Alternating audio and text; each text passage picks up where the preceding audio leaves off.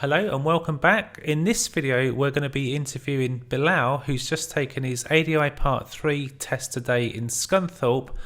Let's find out how he got on. And remember, if you liked the video, please leave us a like, subscribe for future content and leave any comments about what you think. Thanks for watching. Tell us a little bit about what happened today.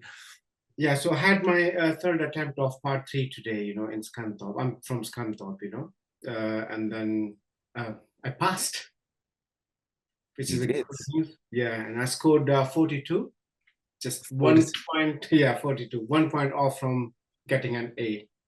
Brilliant. That's fantastic.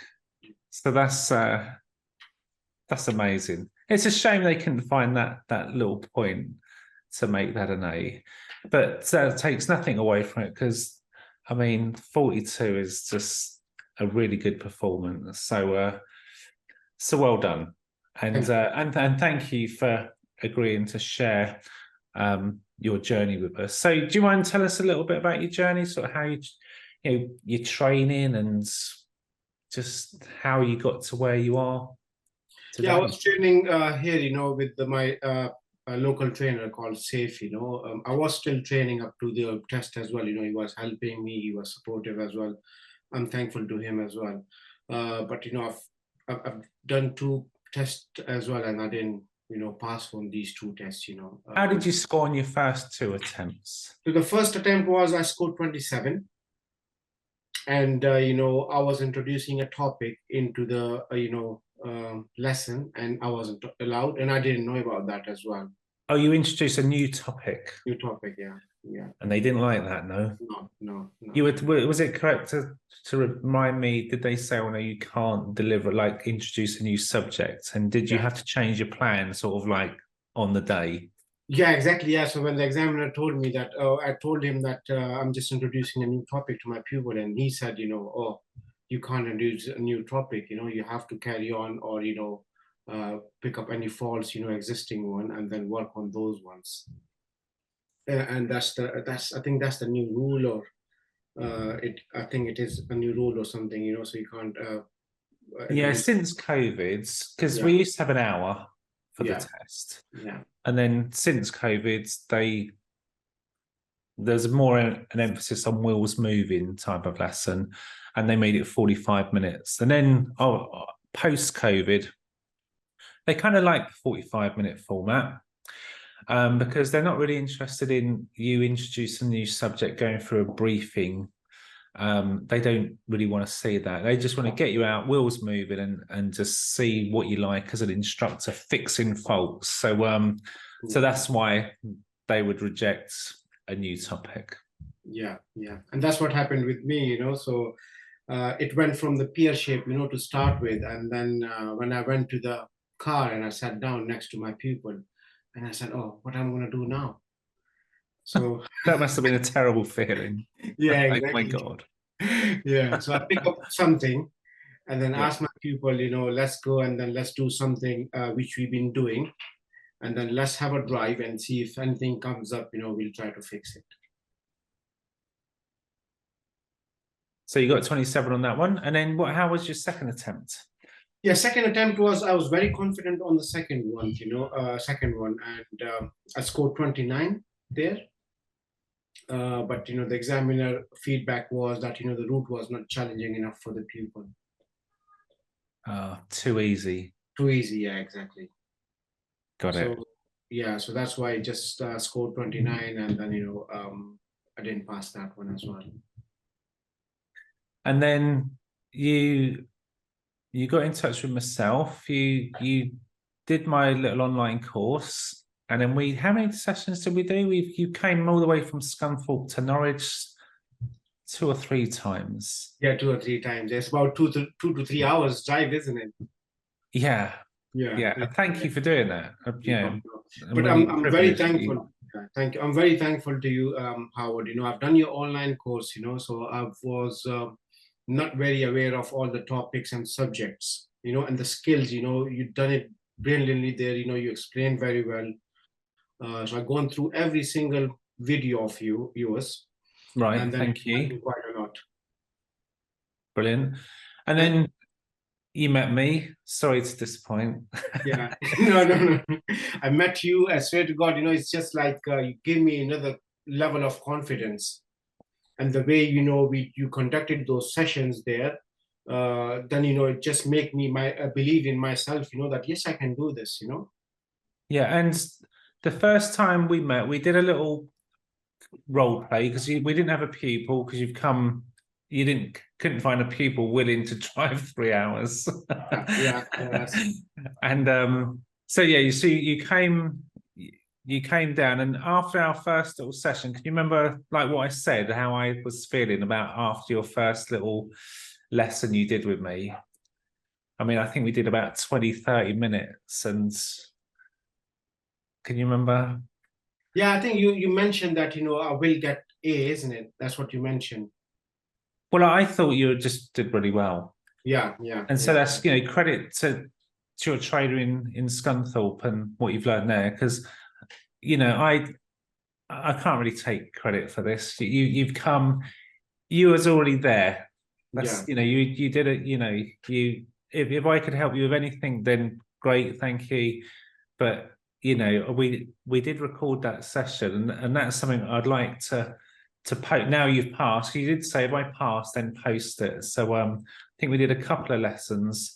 So I'll get busy and edit those because you did some really good examples of what you really just should be doing. So, watch out for these because he's the man. What you do there is just what you should be doing. And I hopefully I said that on camera and said, like, wow, this is great. What are you worried about? And seriously, I was worried as well. You were telling me that you are okay. You just do this. The technique you told me about. I think it was fish. I still remember that, and I'm using that. Which is fault, implication, solution, and help. I'm using that now regularly with my other people. And then it helped me a lot. Plus, the dig deep questioning. We done on those lessons as well. So which is helping me and which helped me in this lesson as well.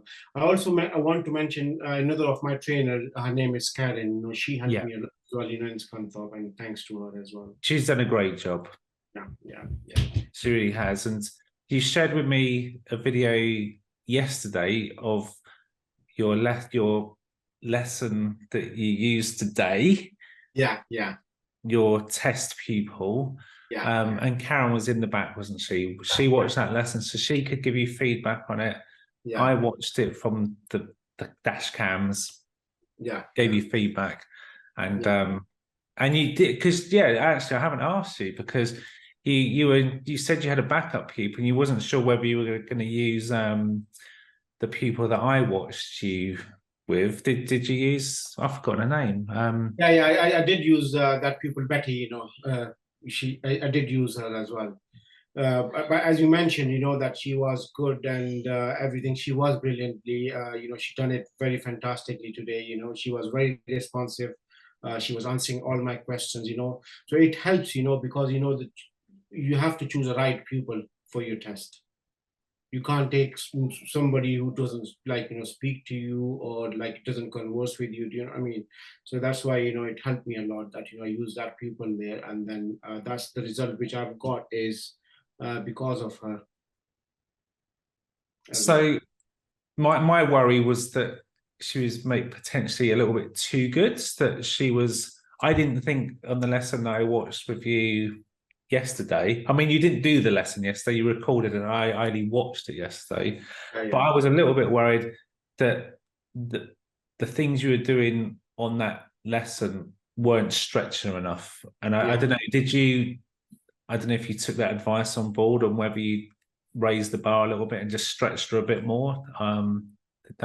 What sort of happened today? What sort of lesson did you deliver for her? Yeah, I did get that advice. And, once you told me yesterday, I watched that lesson again and it just felt too easy to me as well. So I just thought, I have to stretch her and challenge her more to get these marks up as well, Yeah, just a sort of, my observation was you were doing a very capable test standard pupil. Yeah. And you were doing a lot of roundabouts around your, was that around near the test centre near you? Was it all? Yes, near test centre. Yeah. Okay. So just a lot of roundabouts, wasn't it? And Yeah, you were going a left a lot and ahead a lot. Left, yeah, left, left, ahead. yeah, yeah. And yeah, she made a couple of mistakes. She went a little bit wide on one and you sorted that out. And then she was maybe a little bit fast on a couple. Yeah. And I thought, okay, like move her on. I want to see more than this. What's she like when she turns right? And she kept saying, I want busy because I can't get the gaps. And every time it was quiet. So I don't know, did you find your busy roundabout today? Was it busy or? Yeah, today, it was funny enough. I planned that, that I'm going to take her to the busy roundabouts, but as soon as we went out, she started doing, throwing these faults at me, on the quieter roundabouts. And that's with the, her positioning and speed on the roundabouts. And that's why, I try to sort things out.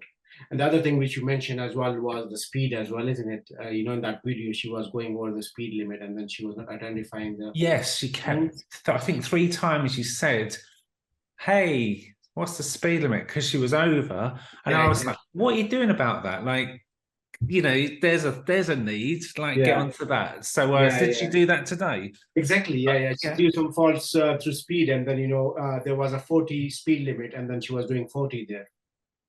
And I just asked her to slow down, and then I pulled up, somewhere safe, and then explained the consequences of going over the speed limit, and all these kind of things. So then I was just keeping an eye on her speed limit, and then asking her questions about speed changes in the road, where you're gonna find the speed signs and change of speed signs and things like that.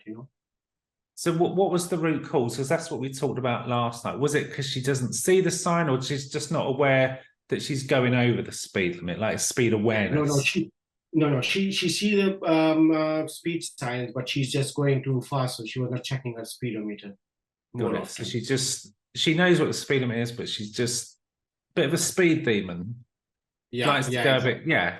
Okay. Yeah, and then I just gave her the remedy that she's going to have a look at the speedometer after every very often after checking her mirror. She needs to have a look at the speedometer. So look ahead, look at the mirror, and look at the speedometer, and then she was okay afterwards. Brilliant. So was there any curveballs served up today that you were like, wow, anything of points of interest that you really had to adapt the lesson or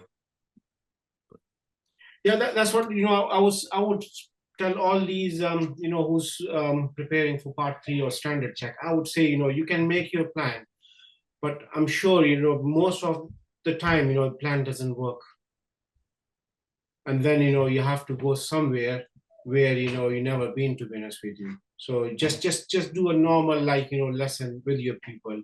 If there is any fault, just identify that fault, just talk about the consequences, and solution as well, how to fix it, give her a remedy, and then ask for help.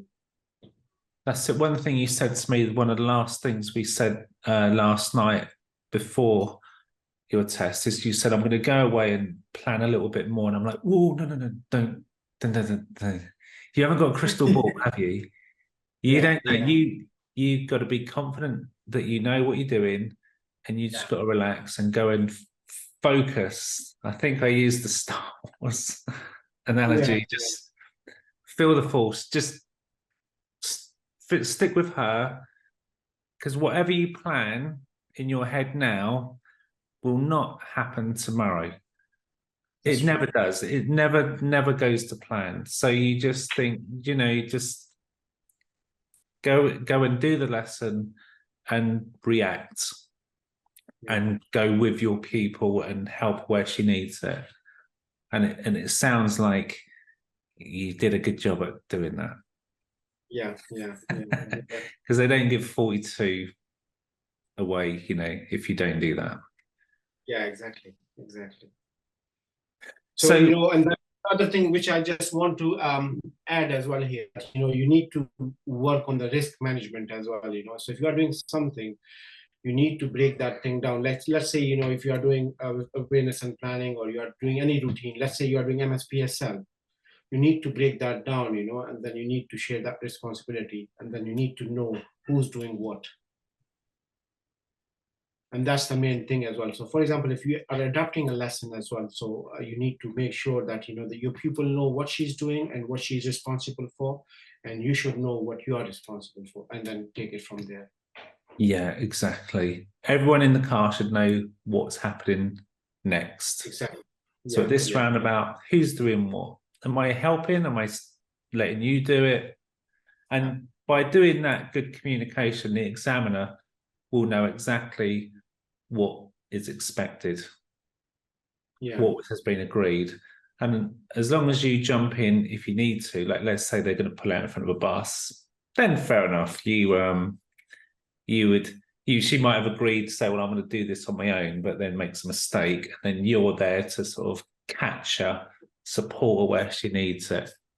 Yeah, yeah, yeah. And so did you have any were there any like safety critical incidents where you needed to pull her up and have a chat or? Well, it's just about that speed, isn't it? When I intervened there and I just asked her to slow down. Yeah. I think that was like a safety critical incident as well, isn't it? Because she was going over the speed limit. So that's the only. I think I just pulled out for I think 2 times, one for the speed and then one for just to adapt the lesson a little bit more. I said that I pulled her up twice. One when we were adapting the lesson, then we need to discuss who's doing what, and then where she was going wrong, and then I was asking her all these questions, and then that's what you need to encourage your people to self-analyze and then come out with the further remedies. Brilliant. Yeah. Yeah. But then if they don't know, then you can just fill the gaps. So, yeah, so you're getting it out of her, letting her talk, letting her solve the problem. Yeah, brilliant. Yeah. The other thing which I remember, you told me yesterday, just watch her and see, she will just do a mistake and you pick up on that mistake. Because, beforehand, I was very proactive with my questioning and, I was not letting them to do any mistake, isn't it? Yeah, and we also talked about it's okay to be quiet. Because I think from watching your video, you felt the need just to sort of say stuff, which maybe wasn't always that relevant. Yeah, like, do you want help here? Are you going to check your mirrors here? And do you want me to help you with the roundabout? Well, she's just done 2 fine. Like, why would she want help? She's doing fine. And was that difficult to try and suppress that? Like only talk when you really need to talk. Yeah. I know where you're coming from as well, because if they are doing something, you let them do that. Do you know what I mean? Because if you are intervening and offering them help, you are undermining their capability, isn't it? That yes, you're knocking their confidence down, basically. Yeah, exactly. If I just did 2 roundabouts, fine, working on my position and my getting a gap, and then you said to me, Howard, at this roundabout, do you want some help? I'm like, well, no, because why? What are you saying? Were the other 2 all right? I think I'm good. So, I get, it can have that effect. Whereas, of course, you don't mean that, do you? You're not meaning to do that. I think people think they just need to. The value for money is if I just say stuff. And I was very guilty of that when I was an instructor. I think I was probably paid for the word. So I just say so much. And only after time, and you think, I don't, if I just say nothing and just let them get on with it, they show me that they're actually capable. And then you can sort of see what's actually wrong by just standing back, like an artist might stand back and look at what they painted and think, that cloud doesn't quite look right. I'm going to go and fix that because it's not quite where I want it to be.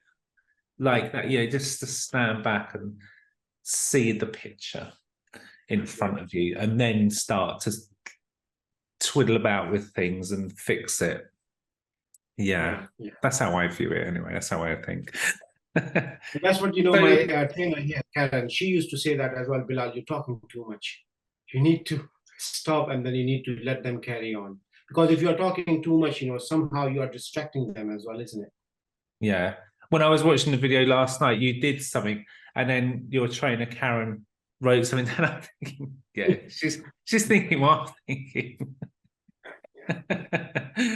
She did have a little smile at one point, I thought, yeah. So you got your result. Was there any like feedback from the examiner that would have, did they say, hey, if you'd done this, Yeah, an yeah. A today, was there It's anything? like a golden words, from examiner, isn't it? And which I won't forget now, because these are the words of their whole experience, and then obviously they are examiners, they know more than us. So I totally respect my examiner, she is very fair, and then I won't forget what he said. So I just pointed out. Can I read it from here? Brilliant. What he said? Yeah. So first of all, he told me that it was satisfactory, and I just passed, and I couldn't believe to start with. I said I done very bad, but he said, no, it was good. You scored 42, and it was nearly an A. So I was like on cloud nine. I wasn't on the earth. I was just on a different level. So I shook his hand, and then he just kept. Then he just started telling me about his feedbacks. And then the first thing he said, I think you are very professional and don't ever lose that. He said two things you should never compromise on as you go to a new career. That's standards and professionalism, and you need to keep on top of these two. That was there. Then he said, it was a satisfactory lesson. It was well structured from beginning to begin with, and it was good analysis as well, which we done. Then he mentioned some of the fault, because I thought, on one of the roundabout, my pupil was like a little bit too fast. It was on the bend, and she was too fast, and plus, she was a little bit too away from the curb. And then I just mentioned that to her, and he thought that, no, she was okay. That's the speed we're going to be doing at as well. And then I totally agree with him that yes, it was okay, but it was on the bend, and as you know, if you have a pupil, you always worried that, I don't know whether they're gonna swerve out towards a roundabout or something like that. So that's why, I just mentioned that. And he said, and then I took my pupil again to do that roundabout, and which just wasted 12 minutes of the lesson. 12 minutes. Yeah, 12 minutes. Yeah. Oh, is it a big block? Yeah, exactly. Okay. Yeah. Okay. So we could have invested that 12 minutes somewhere else, and that's what he mentioned. I totally agree with him, and I respect that. Then other thing as well, he said, going down the hill as well, my pupil started to increase. That's what happened, when she was doing, when the speed limit was 40 and she was going to 42, that was going down the hill. So he said, we could have encouraged, or we could have showed the pupil how to use the, technology of the car, like, limiter or cruise control. Oh, yeah. Yeah, so that's what I'm going to be doing from now on, that I would put that in my syllabus. If I have a pupil in, I would be teaching them, how to do the cruise control and limiter. Limiters are great for going downhill. Because which car did you use? Because you didn't use the Tesla. Yeah, no, I didn't use the Tesla. I used the Ford one, Is that automatic?